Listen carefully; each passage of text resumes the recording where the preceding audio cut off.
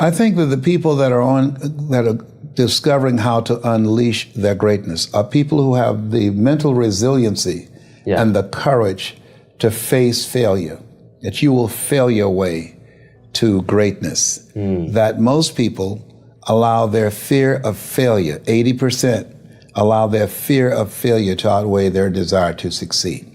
When you're willing to fail again and again and again, when you make up your mind to become unstoppable, when you make up your mind to become a no matter what person, then that will then give birth to a part of yourself that you don't know right now. I believe that all of us are born unique, but most of us die copies. You got to find out what is it that turns you on, what resonates with you. One of the things that I realized and what allowed me to become successful as a speaker, the speaking industry has been hijacked by people who speak to sell, and it's okay to do that and make money. I speak to change lives because somebody spoke and change my life. So this is my passion. This is my drive. This is something that I feel in my heart. And so the key to that hunger-driven life is a heart-centered life. I didn't do what I'm doing for years because of my programming, because of the culture in which I was raised in. I would see other people with degrees and PhDs and MBAs and credentials I don't have, and I convinced myself I couldn't do it. But Mr. Washington, on that day, we became friends, and he taught me not only someone's opinion of you does not have to determine your reality.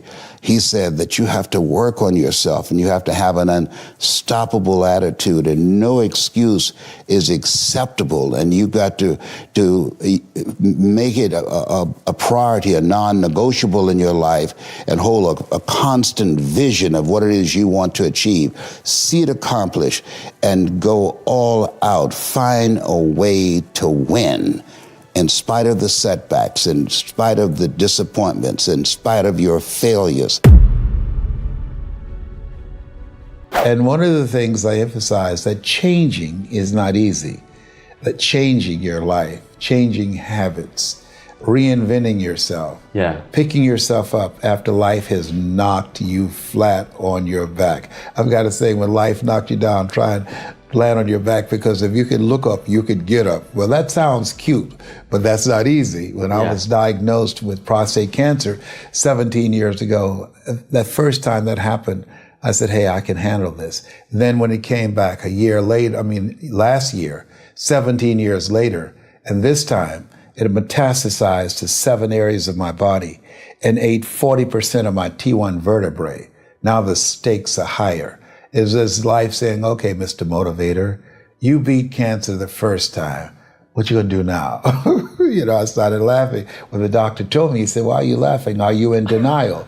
I says, no. I said, I feel like Mother Teresa. He said, what do you mean? She said, Lord, I know you know how much I can bear. I just wish you to have so much confidence in me. I said, the stakes are higher. So I've got to dig in and got to fight more, because at the end of the day, life is a fight for territory. And once you stop fighting for what you want, what you don't want will automatically take over. And so it's a fight, it's a challenge in life every day. And what we have to do is embrace it. What we have to do is see it as a project to be worked on. I read something once that I live by. It said, in life, you will always be faced with a series of God-ordained opportunities, brilliantly disguised as problems and challenges. And so I see even cancer as a gift, as a God-ordained opportunity.